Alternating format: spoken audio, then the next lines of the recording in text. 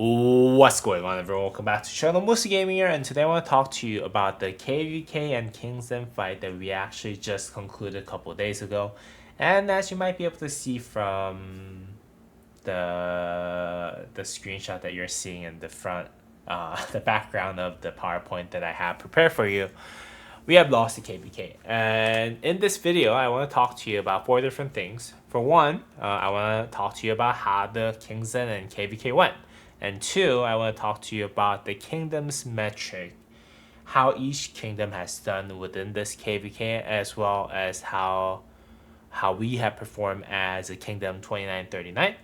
And also at the same time, I want to go over a little bit of my personal progress as well as stats, and also at the same time kind of like amount of kill points that I gained and amount of resources and speed ups that I was able to spend and stuff. So just a little bit about myself.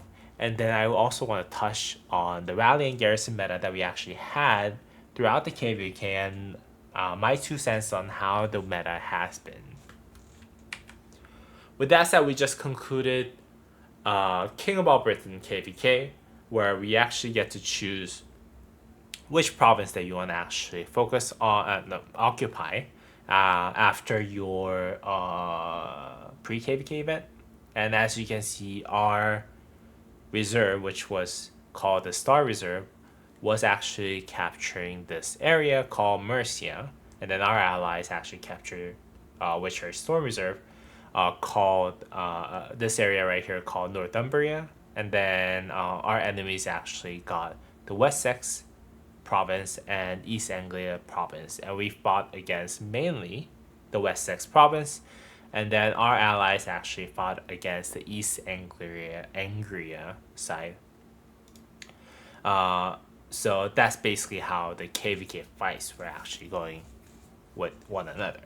So our kingdom, for occupying the area called Mercia, we were actually getting the buff called Garrison Damage Taken minus 3%, which is actually not bad, but it's not the best when compared to other buffs that we have on other provinces. Like our allies province actually was getting all damage 3%, which is probably the best buff that you can actually hope for at the end of the day.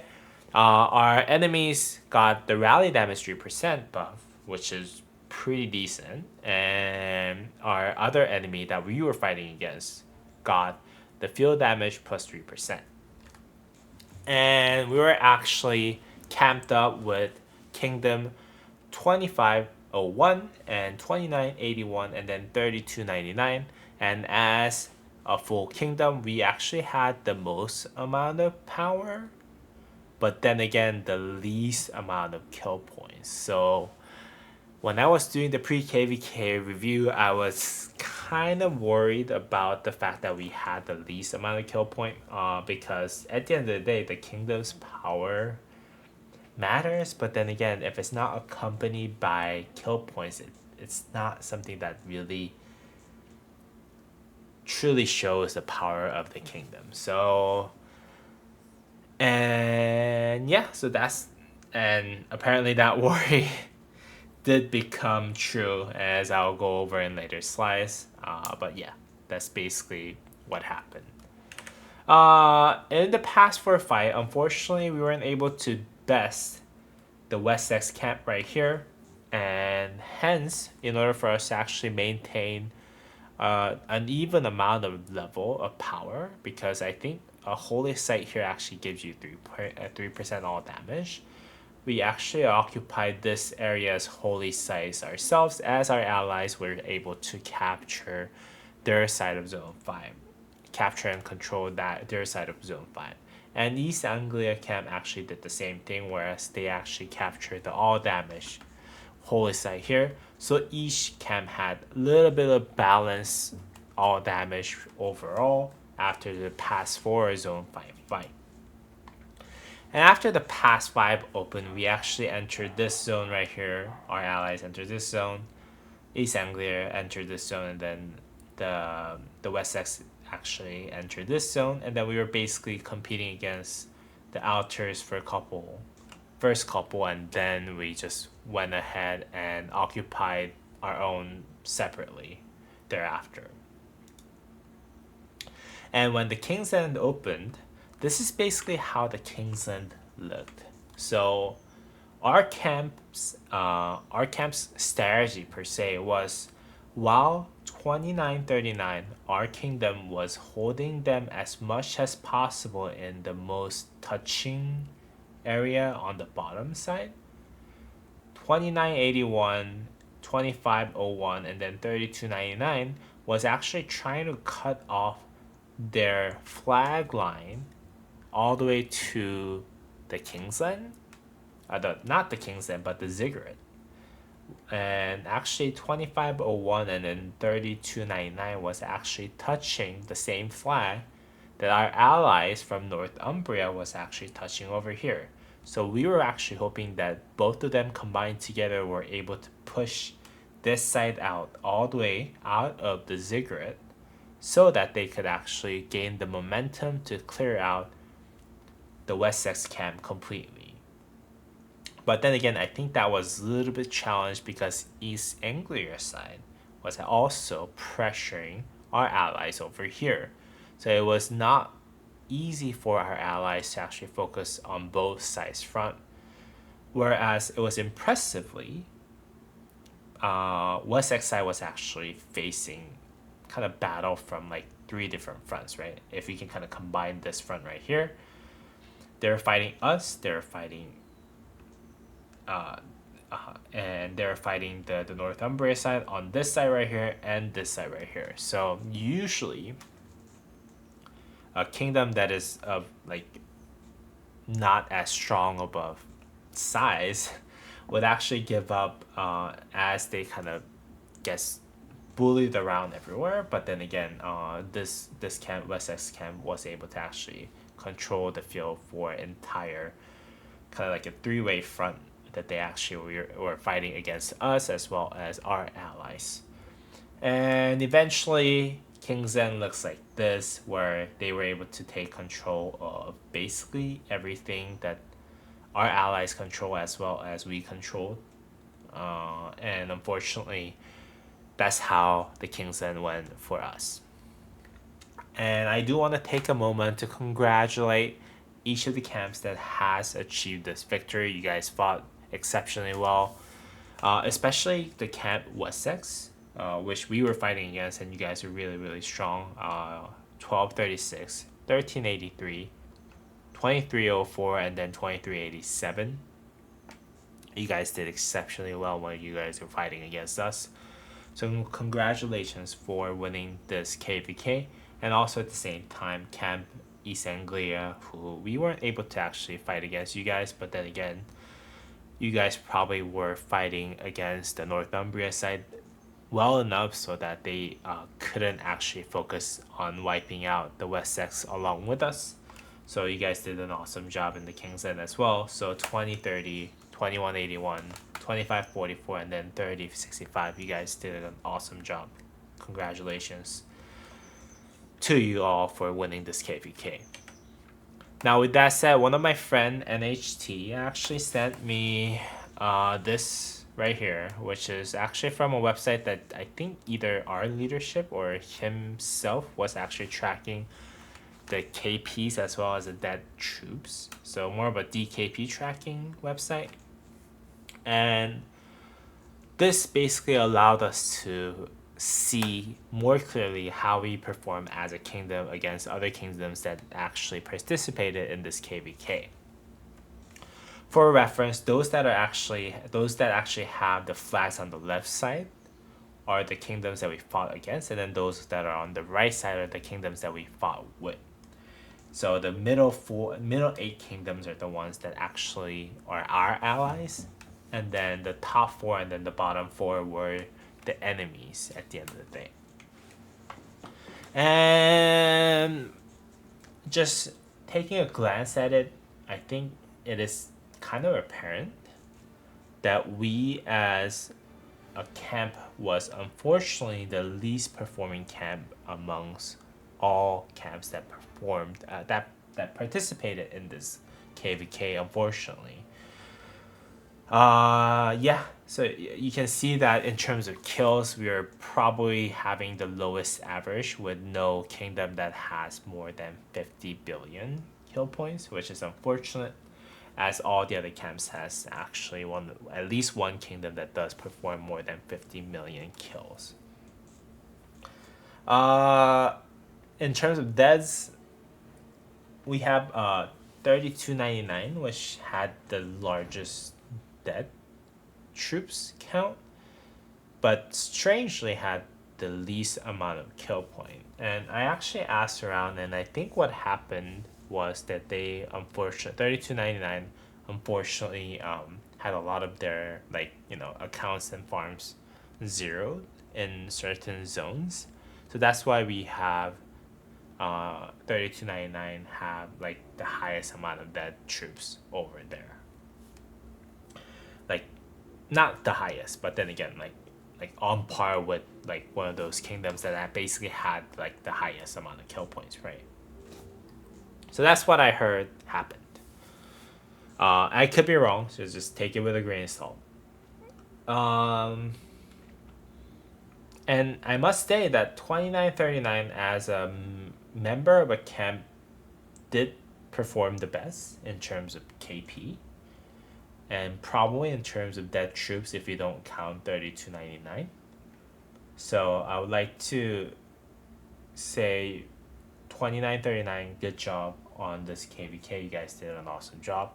I know that we as a whole were reinforcing a lot. We were fighting. We tried our best, really, really tried our best to kind of hold our ground and then drag the Tide Reserve's power as much as possible in Kingsland. I know for sure that was the case.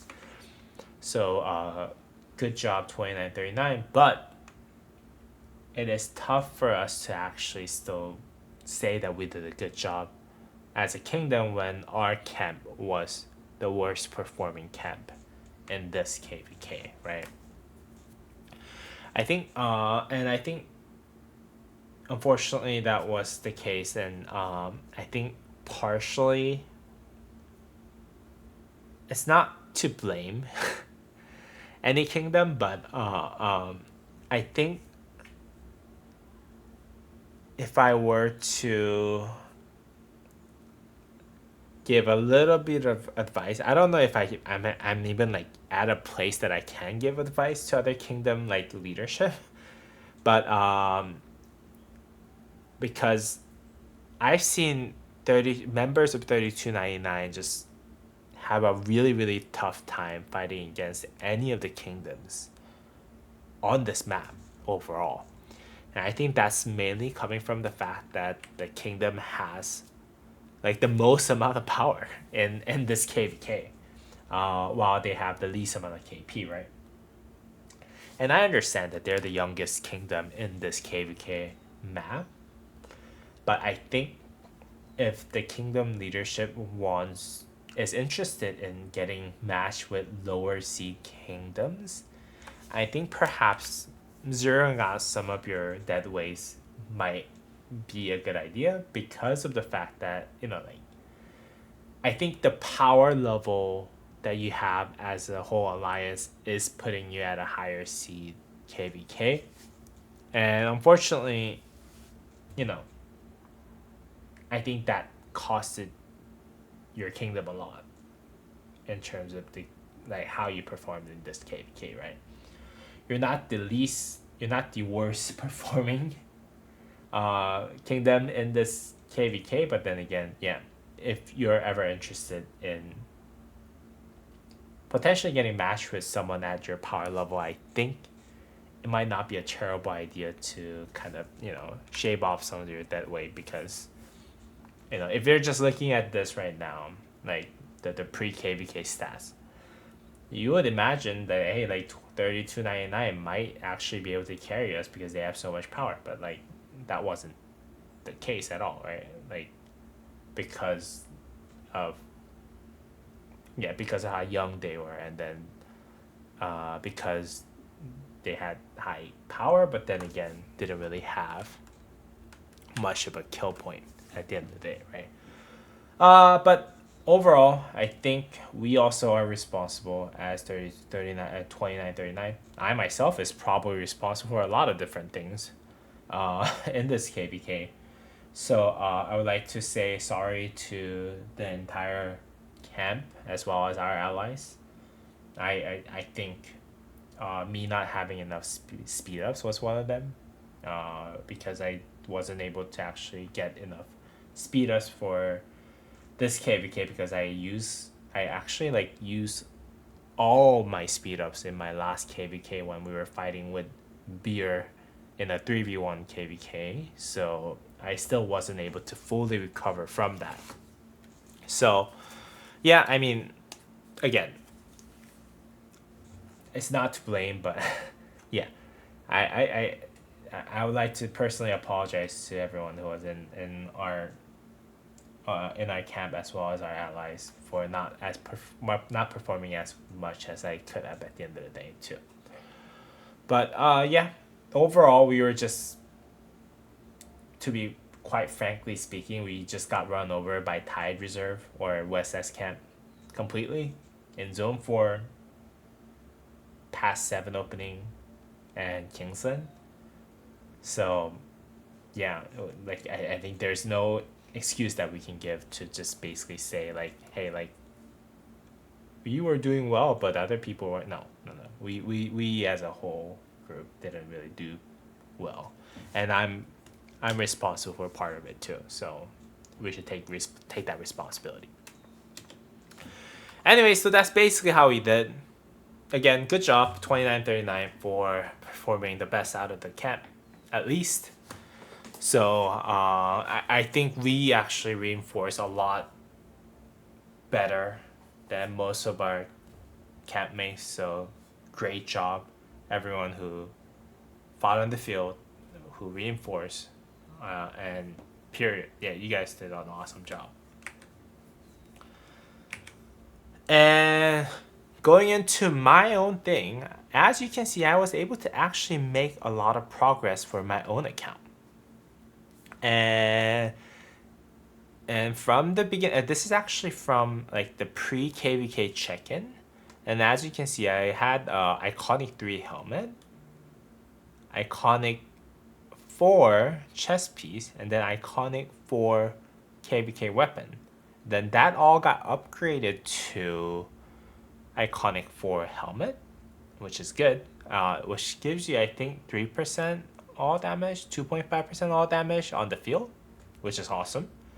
And Iconic 5 chest piece, which is not a lot, but it gives you counterattack damage whenever you're hit or something like that, which is good for rally leads to a degree. I think overall damage uplift for that is like probably less than 1%, but like, hey, like 0.6%, even if it's like 0.6%, I'll take it at this point, right?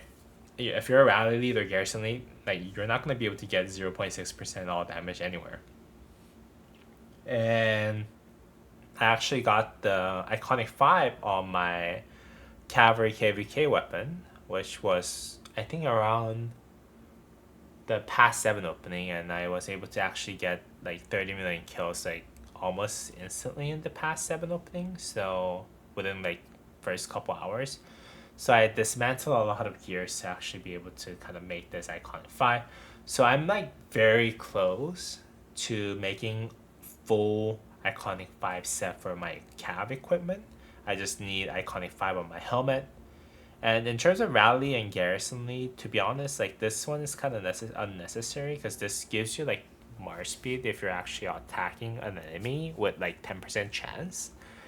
But I'm most likely gonna actually Iconic 5 the helmet and then the glove around the time that we actually start the next KvK. And like as you enter the KvK, there are ways for you to actually get the KvK coins too. So that's just what I'm planning at this moment. From the beginning of the day, before the KvK started, I actually had a pretty decent set still. Fearless, which was the emblem giving you like, I think like 6% or something of all normal damage, which is nice. invincible, which is decent. Even Neil, which is the instrument, the one legendary inscription that I'm missing on this kit, that is not destructive. Even Neil was, uh, yeah. So that's the one that I'm like, I still need to work on. I'm working on it. But then again, I think that's the one that's like least impactful, if as far as what I remember, among the all arch inscriptions. So I'm not too worried about it. And then I was using hurried instead of destructive because I think this gives you like movement speed as you dispatch your rally or something like that. But that's not the best per se, but it's still not the worst at the end of the day. Especially because destructive, I think, could potentially actually give you a negative damage output eventually if you kind of look at it from the long run, because it uses 100 rage to empower your next basic attack by 70%, right? That's just is a horrible investment in my opinion. That's like 100 using 140 damage factor skill with 100 rage. So that's basically like saying you're sparing 100 a 10% of your rage with like 1400 damage factor skill, like with normal damage buff. It's like it's really bad, right? But I actually got it upgraded. You can see that I gain a lot more cavalry attack, about 0.8%, and then a lot more cavalry defense, 2.5% buff from my old set for cavalry defense. And this is debatable which one's better with cavalry health, 12.3% versus the 9.2%. So I'm basically gaining 3% extra health versus the 2% all damage. So it's debatable, I think, for like which one is better. But I do have a better inscription. This is kind of cut off, but it's called Iron Will, which will give you 1.5% less normal damage taken. And for a rally and garrison lead, or even on the field, like that inscription is actually pretty OP against Baichi Luce or any of the pincer garrisons. So I'm using that over destructive. And to be quite frankly speaking, this is probably the best cavalry rally set except for the one special inscription that I'm missing, right? So a very powerful cavalry rally set that I have, and the reason why I'm showing you in much detail is because later down the road you'll kind of see how broken Pincer is at the end of the day. But yeah, Arch is better than Delta for Attila Subutai rally, just straight up. That is because a large proportion of the damage that Attila Subutai rally does is not actually combo damage, but actually is normal damage. Like anything that you do with counterattack damage is normal damage. Anything that you do with basic attack is normal damage. And those combined are actually more than 50% of the damage that you deal as a Attila Subutai rally. So buffing normal damage with other armaments, like other special inscriptions, is what's making this Arch formation perform better than Delta. Just period. That's just how this works. And having a non-destructive set with 2 legendary inscriptions that are most important, and then one kind of subpar legendary inscription that I'm missing in place of like rare. This is almost as good as this is almost as good as it gets for cavalry armament for rally lead, in my opinion, as of June of 2025. But in order for me to actually make those iconic 5 upgrades, I was actually making some sacrifices. My Baichi is now missing an accessory because I actually dismantled Silent Trial, which is the epic accessory. And I was saying, hey, like I can always recraft the Silent Trial, which is true, but Baichi is one of my main forces that I actually use on the field, so Yeah. In place of that, I was actually giving my cavalry equipment because I actually killed a lot of my cavalry so much that I couldn't actually run two cavalries at the end of the day. So my Baichi was borrowing my whole Joan of Arc Prime's equipment at the end of the day. So it worked out fine for this KvK. And Zhuge Liang also is missing an accessory, which is I think the movement speed, the blue march speed one, which is fine. I think to be missing. Again, I actually gave my Huo's horn to Zhuge Liang so that he can actually perform much better on the field. So it didn't really matter towards the end, but yeah. And my entire blue Guan Yu is gone at the moment. As you can see, I actually dismantled everything that my Guan Yu had. I'll probably recraft all of them just because of how far I am from actually giving him the right set. But yeah, all my blue and epic equipments are gone except for the shoes for Guan Yu. So rest in peace, Guan Yu. Blue Guan Yu. In terms of power level and then the KPs, I went from 3.93 billion kill points to 4.68 billion kill points. So I'll tell you in a bit how much kill points that I gained like overall. I went down about 12 million power, and that was mainly because I was actually garrisoning in zone 4. And yeah, when I see my garrison about to pop, I actually fill it with a lot of my troops. And that's a bad habit, I must say, that I have, but it is what it is. So that's where most of my troops died. And yeah, that's basically what happened. And as you can see, I had 1.9 million troops dead, with 950,000 of them about to return. So I'm probably about to gain back like 6 to 7 million power back. And this is basically the distribution. As you can see, I killed a lot of my cavalry because I was reinforcing my cavalry garrison. And my infantry and archers basically died from me reinforcing some of those other marches, rallies, and garrisons that we had. And for speed ups, I actually used about 230 days ish about speed ups because I think I had 300 days total. I probably had less, but I think I had about like 300 days flat or less.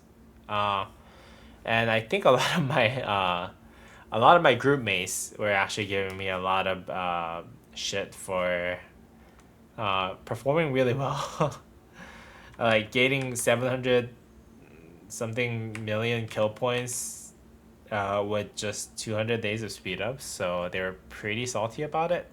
And that was mainly because I was running around with my cavalry a lot, and it just like my Arthur Liu Che or my Arthur uh, Philip almost never like traded negative on throughout this KvK, so on the field. So that's probably why I was able to gain so much KP with such little kill like speed ups. I used most of it in the Kingsland actually, just because of how urgent the matter was. And unfortunately, my kind of Kingsland kind of almost ended by the time that I actually were reaching 70 days of speed ups. So I didn't get to use all 70 days left that I had. But it was basically that's just basically the 2 cents of what happened on my speed ups. And our group actually also had a little bit of competition.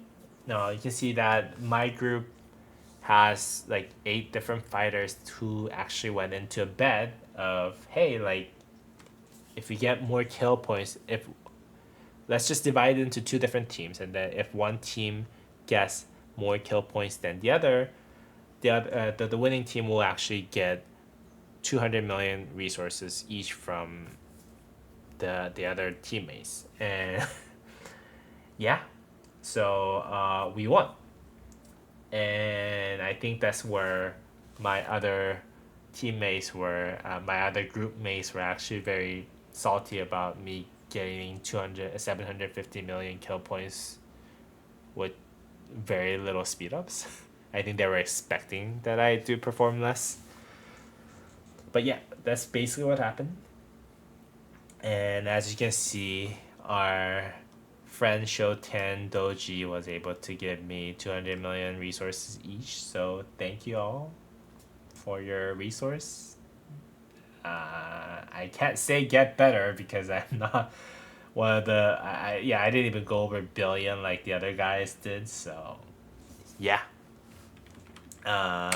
So that's basically what happened. And for my before I actually jump into Rally Garrison, I just want to remind you what Cavalry said I was running. Again, this does not get that much better, even if you actually have this iconic 5, which will probably give you like at most 1% all damage expectation at the end. And like, let's say this is Legendary Inscription, it only gives you like 1% like normal damage extra, 1.5% normal damage extra, 2% normal damage extra. So yeah, like I'm not missing a lot from quote unquote the best Attila Subutai setup that you can possibly have in the game at this moment, right? So this is what I was running, and then just keep in mind when I'm actually about to show you all the reports that I actually have for the KvK. Now, what surprised me the most when I was rallying in this KvK was how powerful Pincer was. And you can see that this Pincer set, I'm basically getting twice as much des as this guy. Just granted that this guy does have a lot more T5s. That's why the kill point difference is not as severe as the des difference. But then again, it was just tough to see this much of a bad trade happening, although we were mainly using our farms and they were using a lot more T5 troops. But when I was fighting against, this is against a Pincer with full tech, with enemy swarming, and no ally reinforcement. So they were getting reinforced. Enemy was swarming. And despite all that, just this much difference in deads was just kind of hard for me to process because, again, I was running the best, almost the best Cavalry Gears that you can possibly run in the game, right? And Attila Subutai is still, in my opinion, the best rally that you can run in the game, period. Like, I know that there's a different combo that you can run, which was Scipio Aemilianus with Attila as Pincer, or Scipio Aemilianus with William Wallace with like Pincer, but I still think that Attila Subutai is the best rally that you can run. If not, like, very close to the best rally that you can run. But like, look at the difference. And you might also be thinking like, hey, well, you're fighting against someone who might have like, you know, on par or like slightly better gear and everything. Like, yeah, this was like Tokugawa Gorgo. But if you look at the next one, I'm fighting against Arthur Mini. This guy's name you can see right here, but like his name is literally Arthur Mini. That means that he's using his farm for this Gorgo Tokugawa Ieyasu garrison. And I'm getting 2-to-1 trades in terms of kills. Like, again, they're using a lot more T5s. I get it. They're swarming as it gets towards the end of the rally.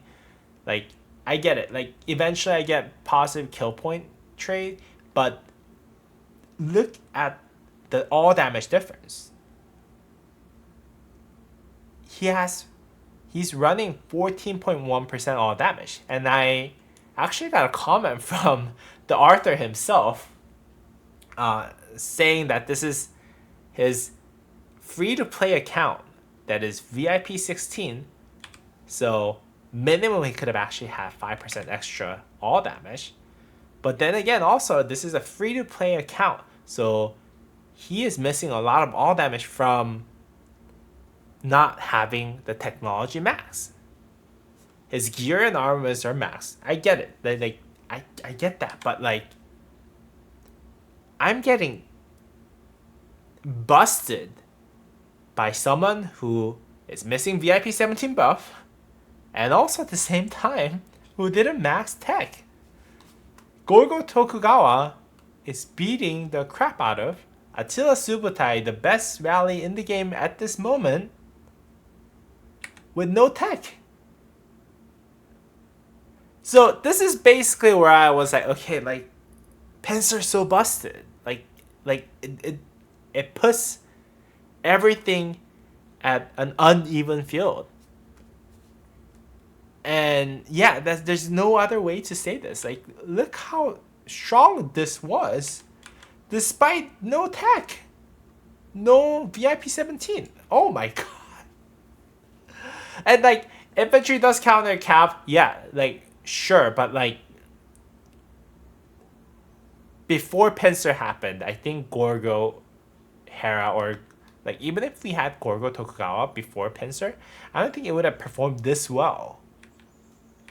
And just to kind of show you a little bit, like, okay, like I actually fought against him again in Kingston, and we had ally reinforcement, and that's when I was able to finally, like, we had ally reinforcement and swarm, and that's when I was able to finally kind of outperform this garrison, and he wasn't even using Tokugawa. Like, Attila doesn't really benefit from using Pincer, right? So like Gorgo alone is getting the buff. Like Attila, sure, he amplifies whatever Gorgo does, but like, holy, like it's just unbelievable. Like I have to get the full ally reinforcement and swarm for me to actually trade better against free-to-play farm.